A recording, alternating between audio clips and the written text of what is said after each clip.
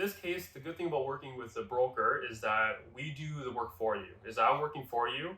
I will call and negotiate the appraisers for you, just in case we will take out comparables. Maybe there's pending sales that haven't hit the market yet. Maybe there's other features in the house that they didn't look at. Hi, I'm Lucky. I'm a mortgage agent at Mortgage Ingenuity here in Kitchener-Waterloo.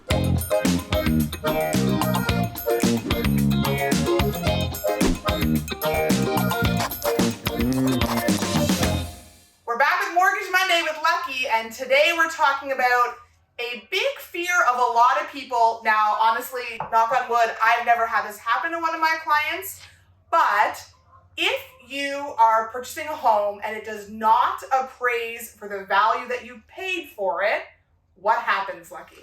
So what happens is that for me, I work as a mortgage agent with a brokerage, so we have access to many lenders. And the huge problem is right now the market is really hot. So appraisers are actually giving you the benefit of the doubt, which is pretty awesome of majority of the times. Stephanie hasn't had this happen before, but I have had this happen a couple times where somebody bought a house, let's say the biggest house in the neighborhood.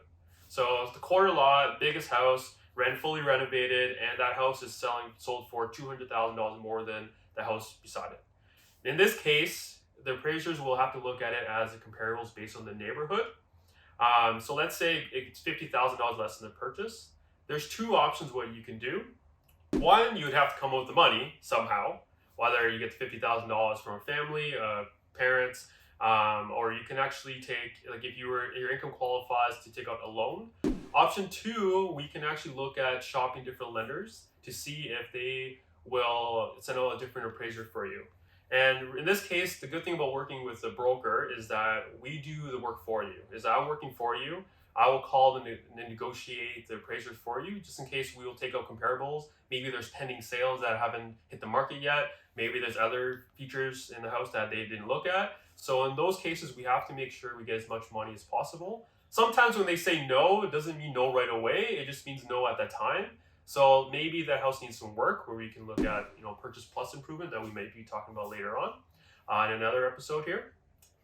Or we just have to make sure that we have to get the money somewhere, whether it's from family or friends, mainly from parents. Hopefully they have the money for you. But there are many ways to do it.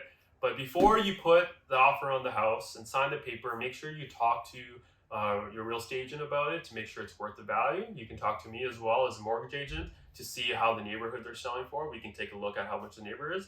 And as long as it's somewhat close, we normally don't have a problem. I would say we've had, over the last couple of years, we maybe had 2 cases out of all the mortgages we've done that we had situations. Only reasons why it has happened is because they bought the biggest house in the neighborhood, where that house was a lot bigger, more renovated, and cost about $250,000 more than the other houses. So something that's abnormal.